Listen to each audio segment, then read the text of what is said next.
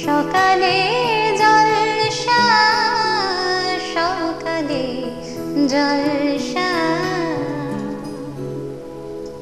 নমস্কার, আপনারা দেখছেন সকালের জলসা। পরিচালনায় শামশের মল্লিক আর সঞ্চালনায় আমি আপনাদের বন্ধু বাপ্পা।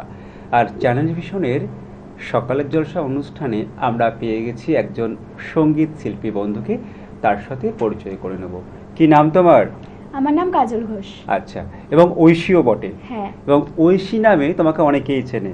একদম। ঐশী, তুমি কোন ক্লাসে পড়ো? আমি ক্লাস 11-এ পড়ি। তোমার বাড়ি কোথায়? আমার বাড়ি বর্ধমান। আজকের এই সকালের জলসা অনুষ্ঠানে তুমি প্রথম কি গান শোনাবে আমাদের? আমি আশা ভোসলেজির গাওয়া আজ গুনগুন গুঞ্জনে গানটা করব। বাহ, আমরা সেই বিখ্যাত গান শিল্পী বন্ধুর কাছ থেকে শুনে নেব।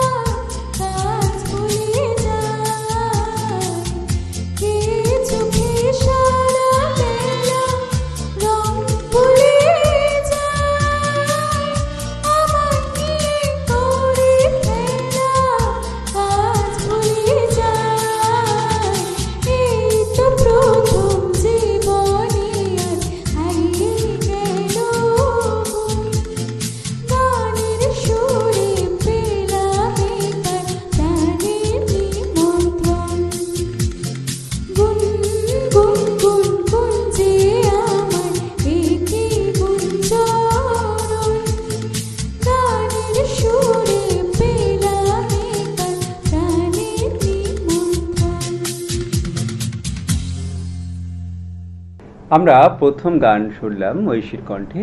ঐশী, কেমন লাগছে আজকে এই অনুষ্ঠানে এসে? আমার তো খুবই ভালো লাগছে। আর পরবর্তী গান তুমি কি শোনাবে আমাদের?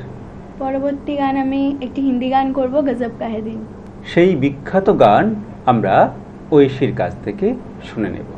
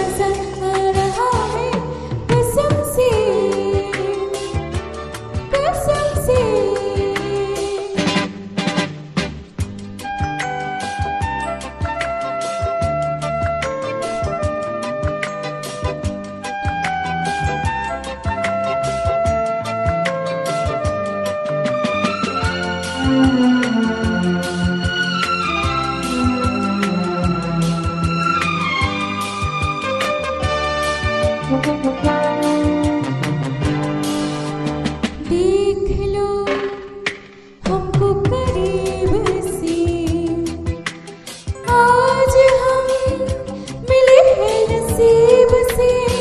ओ देख लो हमको करीब से, आज हम मिले हैं नसीब से। ये पल फिर कहाँ और ये मंजिल फिर कहाँ, हो गज़ब का है दिल, सोचो ज़रा ये दीवानापन, देखो ज़रा तुम हो मेरे हम भी अकेले, मज़ा आ रहा है कसम से, कसम से।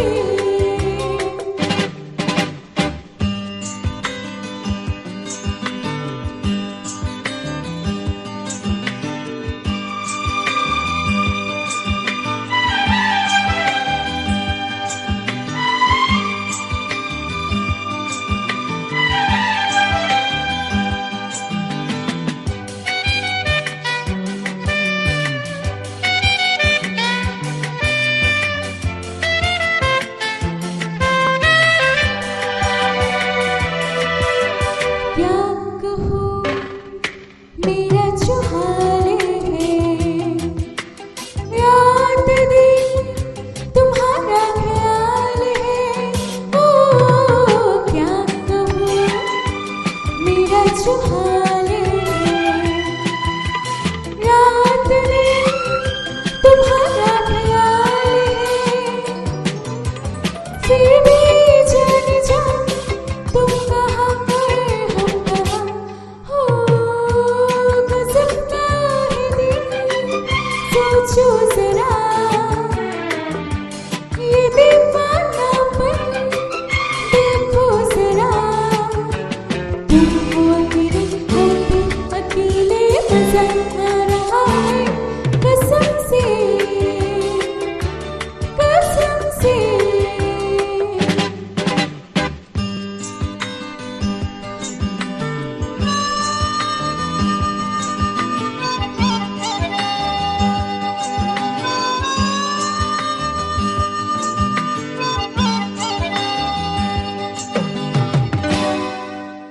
আমরা পরপর দুটো গান শুনলাম ঐশীর কণ্ঠে। ভীষণ ভালো লাগলো আজকের অনুষ্ঠানে ঐশীর গান শুনে, এবং আমাদের অনুষ্ঠানের পক্ষ থেকে, সকালের জলসার পক্ষ থেকে তোমার জন্য রয়েছে মেডেল, রয়েছে সার্টিফিকেট, রয়েছে গিফট কুপন এবং মেমেন্টো। অনেক অনেক শুভেচ্ছা আর শুভকামনা শিল্পী বন্ধুর জন্য। আমরা আমাদের সাথে পেয়ে গেছি আজকে একজন নতুন শিল্পী বন্ধুকে। আমরা আমাদের অনুষ্ঠান এগিয়ে নিয়ে যাব, কিন্তু তার আগে আমরা আমাদের ছোট্ট শিল্পী বন্ধুর সাথে পরিচয়টা সেরে ফেলি। তোমার নাম? অরিত্রিকা দে। কোথা থেকে আসছো? আমি ভদ্রেশ্বর 2 নম্বর শান্তিপল্লী লাইব্রেরি রোড থেকে আসছি। আচ্ছা, তুমি আজকে কি শোনাবে আমাদেরকে? আমি আজকে দুটো কবিতা শোনাবো তোমাদের। চলুন দর্শক বন্ধুরা, তাহলে আমরা আমাদের শিল্পী বন্ধুর কাছ থেকে পরপর দুটো কবিতা শুনে নিই। নমস্কার, কবি শঙ্খ ঘোষের লেখা মিস। বাইরে এত লম্ফজম্প, ক্লাসে গেলেই চুপ, কেন সেটা জানতে কি চাও? মিসেদের চারু ক্লাসে এসেই শুরু করে প্রকাণ্ড লাফঝাপ। তাদের সামনে কথা বলবো ভাবলে ওরে বাপ, বুক টিপ টিপ, বুক টিপ টিপ, স্বর হয়ে যায় ক্ষীণ। ভাবতে থাকি স্কুলে আর আসবো কোনোদিন। কেবল ভাবি কাল সকালে ক্লাস আছে ভাগ্যিস। জানো না তো কেমন ভালো গল্প বলেন মিস। নমস্কার। আমরা আমাদের পরবর্তী কবিতায় চলে যাব। পরবর্তী কবিতা কি শোনাচ্ছ? আমি পরবর্তী কবিতা কেউ কথা রাখেনি শোনাবো। আচ্ছা, শোনাও। নমস্কার, কবি সুনীল গঙ্গোপাধ্যায়ের লেখা কেউ কথা রাখেনি।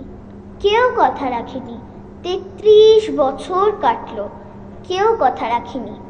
ছেলেবেলায় এক বষ্টমী তার আগমনী গান হঠাৎ থামিয়ে বলেছিল, শুক্লা দ্বাদশীর দিন বাকি অন্তরাটুকু শুনিয়ে যাব।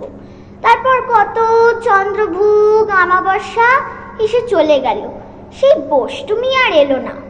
25 বছর প্রতীক্ষায় আছি। ছোটবেলায় মামার বাড়ির মাঝি নাদের আলী বলেছিল, বড় হ দাদা ঠাকুর, তোমায় আমি 3 প্রহরের বিল দেখাতে নিয়ে যাব। সেখানে পদ্ম ফুলের মাথায় সাপ আর ভ্রমর খেলা করে। নাদের আলী, আমি আর কত বড় হব? আমার মাথা এই ঘরের ছাদ ফুঁড়ে আকাশ স্পর্শ করলে তারপর তুমি আমায় 3 প্রহরের বিল দেখাবে? একটাও রয়্যাল গুলি কিনতে পারিনি কখনো। লাঠি লজেন্স দেখিয়ে দেখিয়ে চুষেছে লস্কর বাড়ির ছেলেরা। ভিখারিদের মতো চৌধুরীদের গেটের বাইরে দাঁড়িয়ে দেখেছি ভিতরের রাস উৎসব। অবিরল রঙের ধারার মধ্যে সুবর্ণ কঙ্কণ পরা রমণীরা কত রকম আমোদে হেসেছে। আমার দিকে তারা ফিরেও চায়নি। বাবা আমার কাজ ছুঁয়ে বলেছিল, দেখিস একদিন আমরাও। বাবা এখন অন্ধ, আমাদের দেখা হয়নি কিছুই। সেই রয়্যালগুলি, সেই লাঠি লজেন্স, সেই রাস উৎসব আমায় কেউ ফিরিয়ে দেবে না। বুকের মধ্যে সুগন্ধ রুমাল রেখে বরুণা বলেছিল, যেদিন আমায় সত্যিকারের ভালোবাসবে সেদিন আমার বুকেও এমনি আতরের গন্ধ পাবে। ভালোবাসার জন্য হাতের মুঠোয় নিয়েছি প্রাণ। দুরন্ত ষাঁড়ের চোখে বেঁধেছি লাল কাপড়। বিশ্ব সংসার তন্ন তন্ন করে খুঁজে এনেছি 108টা নীলপদ্ম, তবু কথা রাখিনি বরুণা। এখনো তার বুকে শুধুই মাংসের গন্ধ। এখন সে যে কোনো নারী, কেউ কথা রাখেনি। 33 বছর কাটলো, কেউ কথা রাখেনি। নমস্কার। খুব সুন্দর দুটি কবিতা আমরা আমাদের শিল্পী বন্ধুর কাছ থেকে শুনে নিলাম। এত সুন্দর সুন্দর দুটো কবিতা আমাদেরকে শোনানোর জন্য আমাদের শিল্পী বন্ধুর জন্য রয়েছে কিছু উপহার, সেগুলো আমরা তার হাতে তুলে দেব। আমাদের চ্যানেলের তরফ থেকে রয়েছে একটা মেমেন্টো, থ্যাংক ইউ। রয়েছে একটা মেডেল, একটা সার্টিফিকেট, একটা গিফট কুপন। Thank you. কেমন লাগলো এখানে এসে? খুব ভালো। ধন্যবাদ। আমাদের শিল্পী বন্ধুর জন্য রয়েছে অনেক অনেক শুভেচ্ছা এবং শুভকামনা। আশা করব তার চলার পথ আরো সুন্দর হোক এবং সুগম হোক।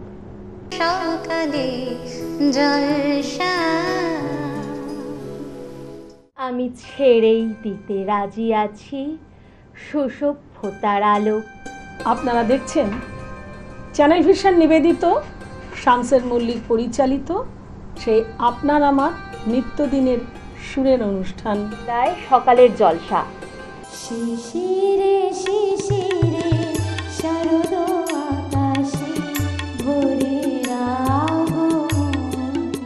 হে নূতন দেখা দিক কারবার জন্মের প্রথম শুভক্ষণ। আমরা এই অনুষ্ঠানে পেয়ে গেছি একজন নৃত্যশিল্পী বন্ধুকে। আমি এসেছি স্রোতের জোয়ারে ভেসে, চলে যাব ভাটার টানে একদিন সেই দেশে।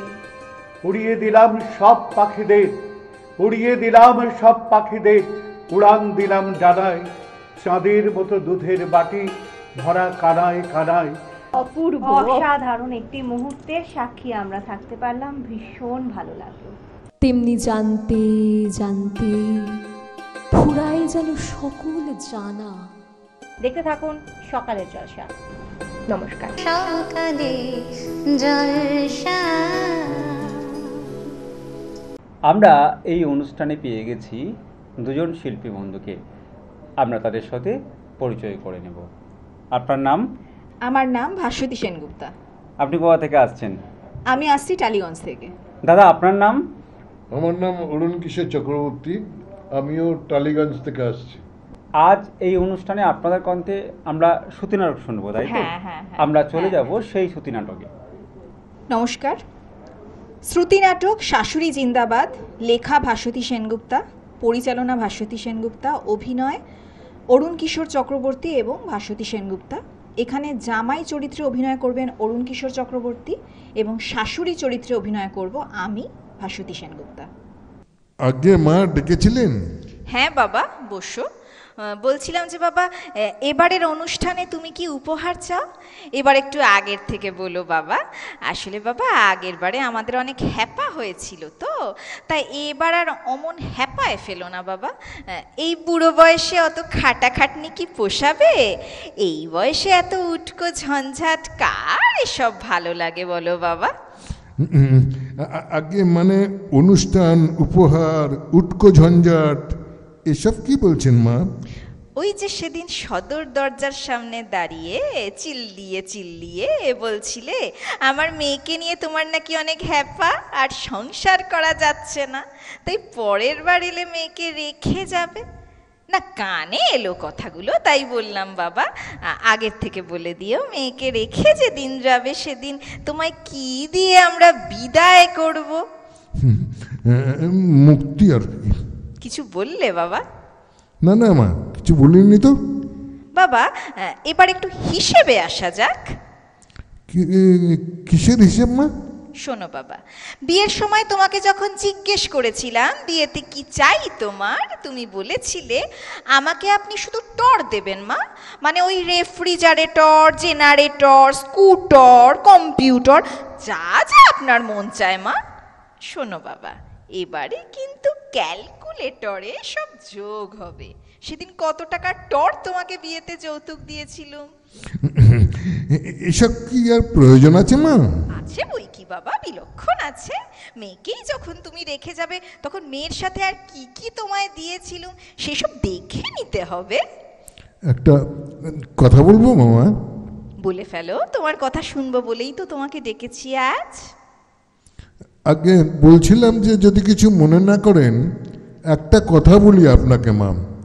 আপনি এতক্ষণ ধরে যতগুলো টরের নাম নিলেন আমাকে দান করেছিলেন, সেই ক্যালকুলেশনে আপনার দেওয়া একটা টরকেই আমি ঠিক মতো চালাতে পারছি না, সেটা হলো আপনার ডটর। তাই সেদিন মুখ ফুসকেই বেরিয়ে গেছিল কথাগুলো। থাক, আর কৈফিয়ত দিতে হবে না তোমাকে।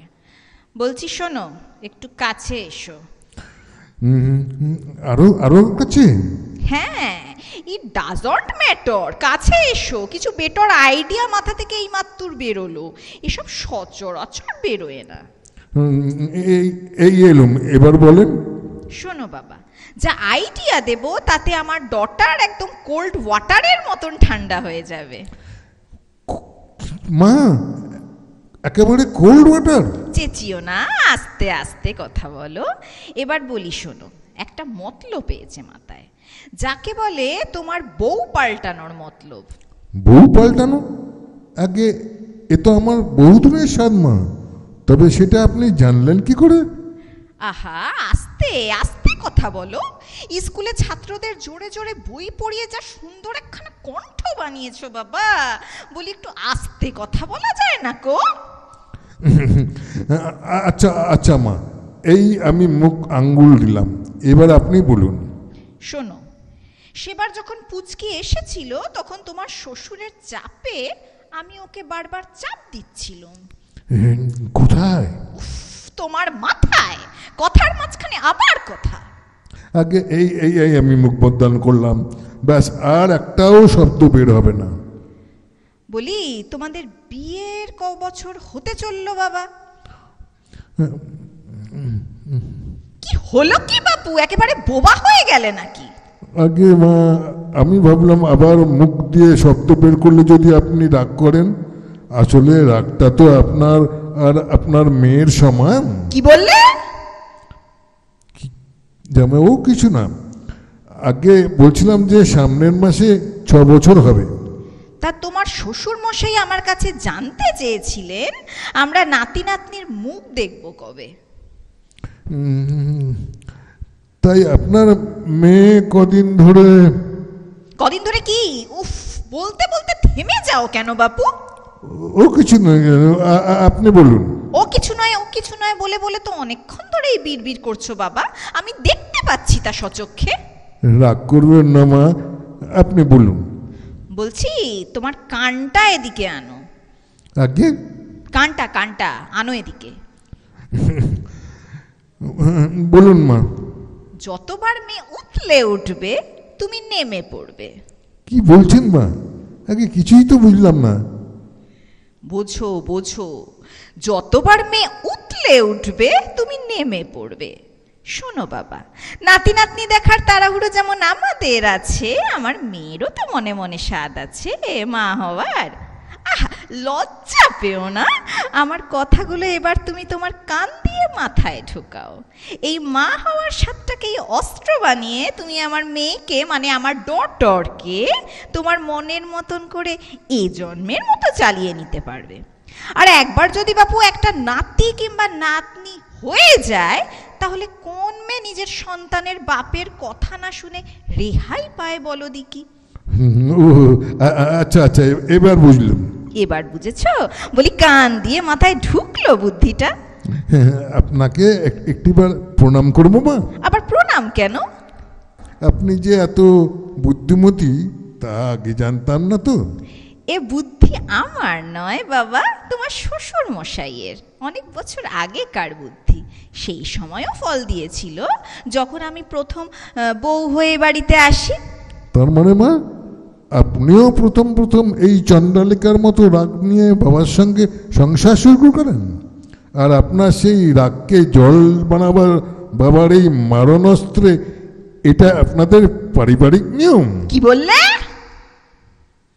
না না, কিছু না মা, আপনার কথার মতোই কাজ হবে।